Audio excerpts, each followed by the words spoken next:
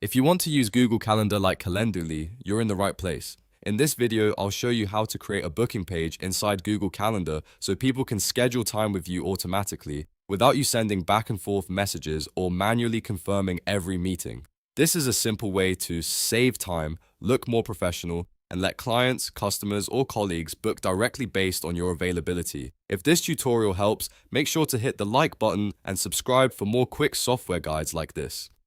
Alright, let's jump in. First, open Google Calendar on your computer. I recommend using a desktop browser for this because the full appointment schedule feature is easier to set up on a larger screen. Once Google Calendar loads, look for the Create button. Click Create, and from the menu, choose Appointment Schedule. This is the feature that turns your calendar into a booking page, similar to what you would get with Calendly. Next, you'll need to enter your appointment title. This is the name people will see when they book with you, so make it clear and professional. For example, you could use something like consultation call, client meeting, discovery call, or support session. After that, set the duration of the appointment. This tells Google Calendar how long each booking should last, whether that's 15 minutes, 30 minutes, 45 minutes, or even an hour. Choose the duration that best fits the kind of meetings you want to offer. Now let's set your availability. This is one of the most important parts because it controls when people can actually book you. Select your available days and times and make sure they match the hours you want visible on your booking page. For example, you might only want bookings on weekdays from 9 a.m. to 5 p.m., or maybe specific blocks like Tuesday afternoons and Thursday mornings. Google Calendar will only allow people to choose times that fit inside the availability you set. After that, choose the meeting method. Google Calendar gives you different options depending on how you want to meet. You can select Google Meet if you want the meeting to happen online, phone if you want to call the person directly, or in person if the appointment will happen face-to-face.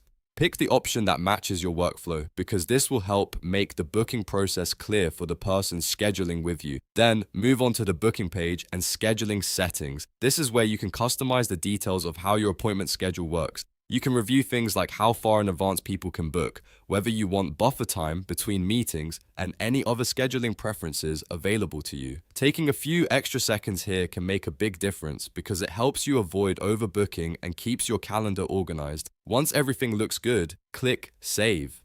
Google Calendar will create your appointment schedule and generate a booking page for you automatically. This is the part that makes it feel just like Calendly, because now you have a simple link that other people can use to book time with you based on your open slots. Now, open the appointment schedule you just created and click Copy Link.